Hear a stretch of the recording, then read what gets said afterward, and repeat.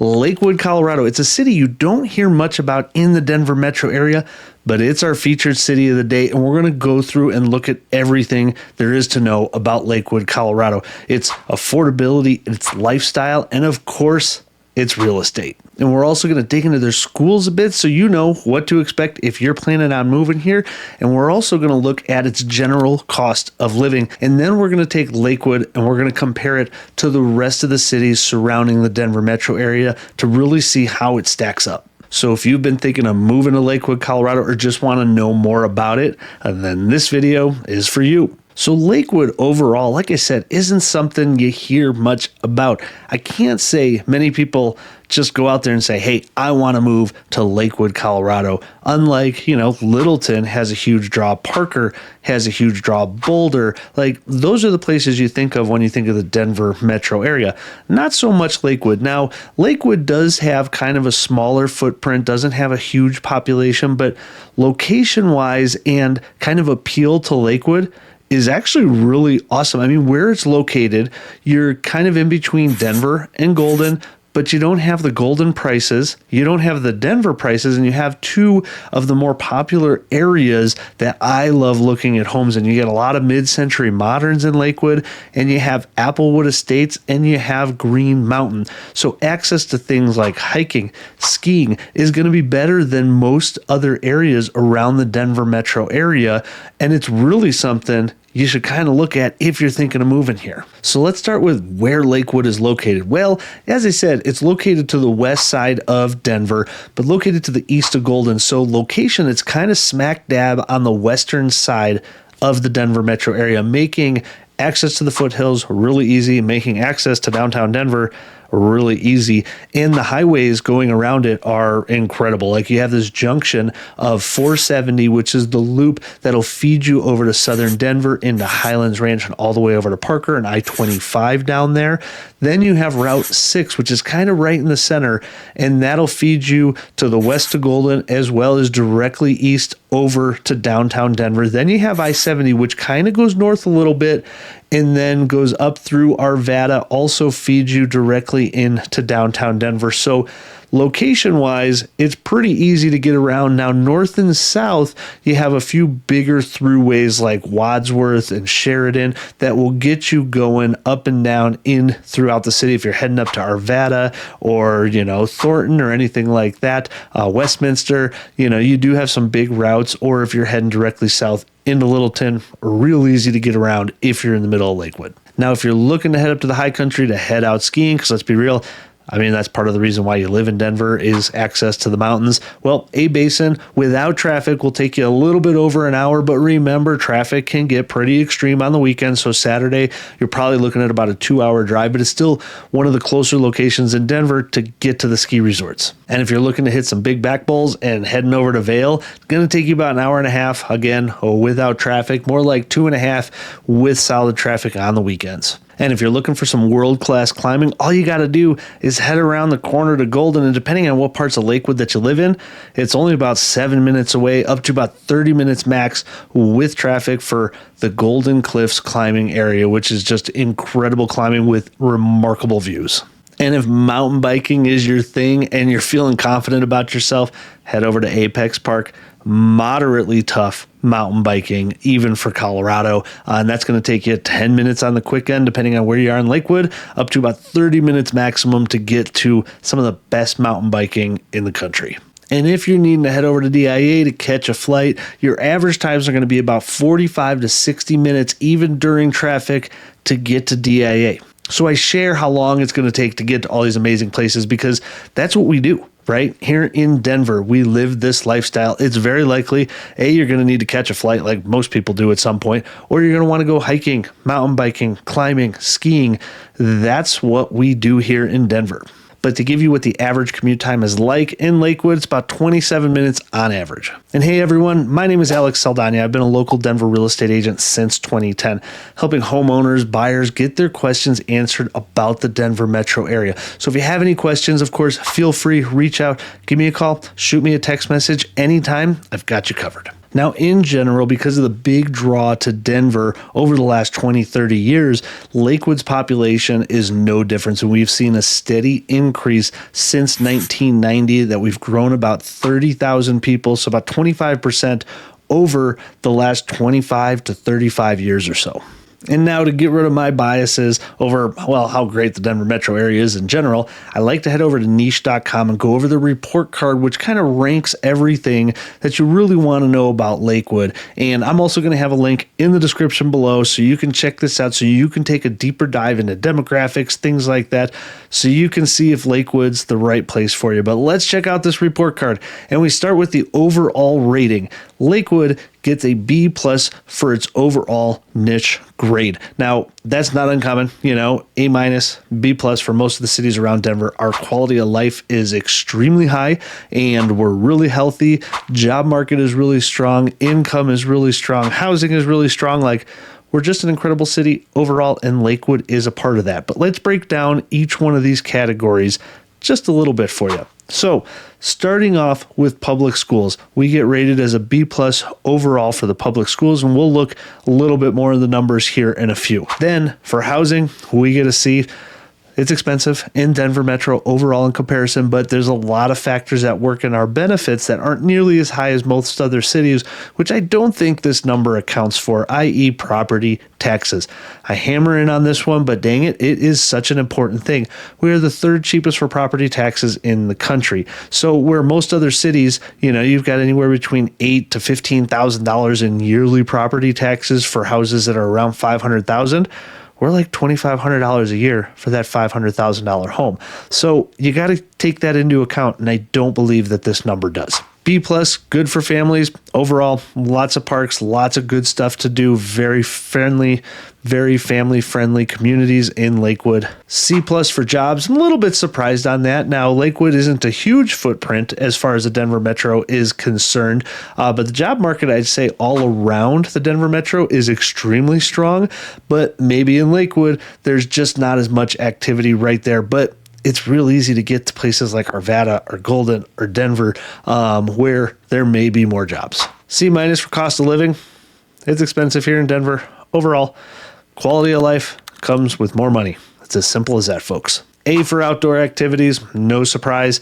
We're surrounded by some of the most world-class everything that you can want to do, from whitewater rafting, mountain biking, climbing, hiking, skydiving, you name it, parasailing, we got it.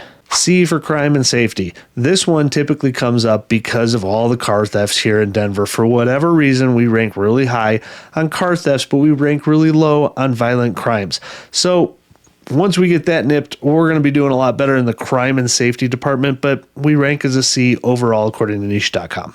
A for nightlife. With access to 6 and I-70, there's a lot of shopping centers. There's a lot of nightlife that happens around the Lakewood area. Not somewhere I would kind of peg as, hey, let's go out to downtown Lakewood or anything. But there are several communities there that do have kind of newly built up places, like Belmar is a great example.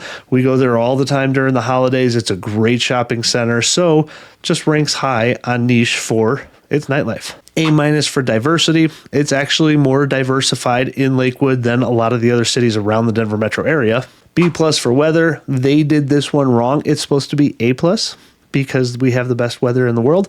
We have all 4 seasons. Hot isn't hot. Cold isn't cold. It's typically sweater weather here in the wintertime. It's just the most beautiful weather you could possibly have. I'm a little biased there, I'll admit that, but yeah, they just did this wrong. I'll write them an email here to fix it. A for health and fitness, similar to everywhere else in the Denver metro area. Very healthy, very fit place. And then B+ for commute. And now you don't have to take my word for it. You can actually head over to niche.com, and they have real reviews from real people who have lived here in Lakewood, and you can see they rate pretty darn strong, so feel free to check that out. So what about parks and open space? If you want to get away, but you want to stay within the city limits, Lakewood's got you covered. They have over 114 different parks and 7,400 acres of open space, with the highlight being Bear Creek Lake Park. And just Bear Creek Lake Park alone has dozens of miles of hiking trails, biking, views galore. The lake is there, fishing, paddleboarding, kayaking, you name it. Lakewood's got you covered. So now how about the schools in Lakewood, Colorado? Because let's be real, whether or not you rent or own, schools do play an impact on your community. We pay property taxes, which go into the school system. The better the schools are, the better the communities tend to be. But overall, the student to teacher ratio in Lakewood and in Jefferson County is about 16.5 to 1, which is a tiny bit above the state average. And overall in Jefferson County, which does have several cities in it, like Arvada and further down south, you're going to have about 75,000 students in total. And I would say overall, their schools are rated really well. The theme you're going to see is elementary and high schools rated as an 8 or a 9 or even a 10 on Great Schools and niche.com, in which I will have a link in the description below so you can dig into each school more in detail as you wish. But you're also going to see the trend that middle schools in general only rate like a 5, 6, maybe 7 on the high end. But I would say that's pretty much the theme for the entire Denver metro area. All right, so on to the fun stuff now. Real estate. What is Lakewood's real estate like? Well, let's take a 10,000-foot view here. And what we can see in 2024, the median sales price in Lakewood, Colorado for everything on the MLS, whether it's single family, condo, and everything in between, is $583,000. Now, looking back 10 years, we can see that the median sales price is $237,000, so well more than doubled its value in the last decade. It's not uncommon for most of the Denver metro to be like that, but Lakewood is actually on the higher end. They've had more appreciation here in Lakewood than we have in most other parts of the city. Now, knowing the median sales price is all well and good, but what can you buy today in Lakewood for that median sales price? And then let's look at some of the stuff on the higher end and what that's going to get you. And then let's take a look at some more inexpensive stuff just to give you a good feel for what Lakewood real estate has to offer.